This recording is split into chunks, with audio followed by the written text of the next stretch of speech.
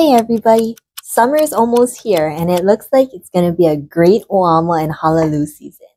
So let's talk a little bit about how we catch those fish and my personal beliefs on what works well and what doesn't. So let's start off with the Oama fishing. The net is something that gets in the way for me. I personally hook the net quite often, and all the time it takes trying to untangle the hook and get everything back and situated to fish again, it takes way more time than I'd like. So I've ditched the net. I just have my Oama pole, my live bait bucket, and I'm good to go. And another thing to think about when you're catching Oama is if you're trying to use it for bait, you definitely want to handle the Oama as least as possible. I will drop my bait and split shot all the way to the bottom, and I'll bounce it a couple of times. And I like to try and hook the Oama off the bottom. So as the Oama is coming up, when I'm bouncing the split shot and bait, I try and hook it that way. So as the Oama is lifting its head, I try and hook it right when it's grabbing my bait.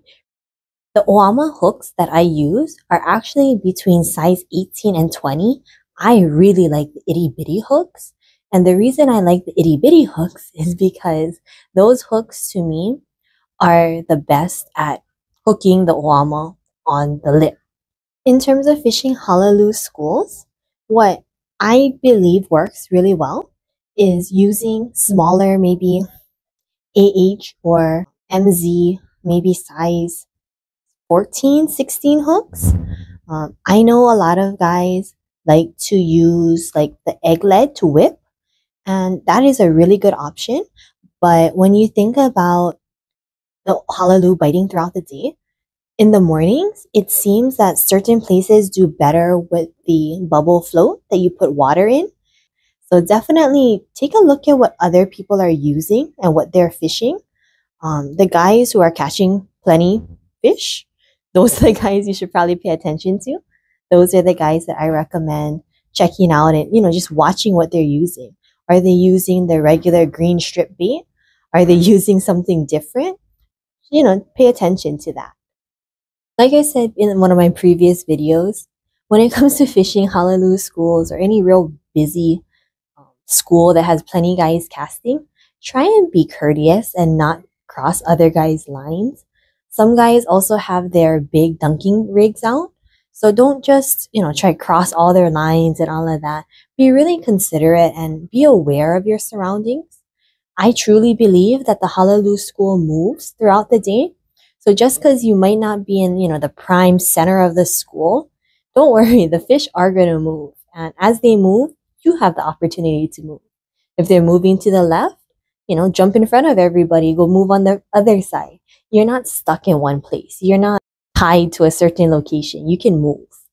And the other thing is, when you're casting next to somebody, I really believe that you can time it. So when they're halfway in from where they, originally cast it, when they're bringing it in halfway, then you go ahead and cast. By timing it like that, you're less likely to get hung up on each other. And that's another good way to, practice courtesy with each other and not just tangle everybody up. And when you fish the Halalu schools, normally there's a bunch of sardines mixed in. Personally, I believe the sardines are really great bait. So don't just shy away from sardines because, they're not necessarily good to eat. I personally eat the Halalu and throw the sardines out for bait. So whatever works for you, but that's my belief on fishing the Halalu schools.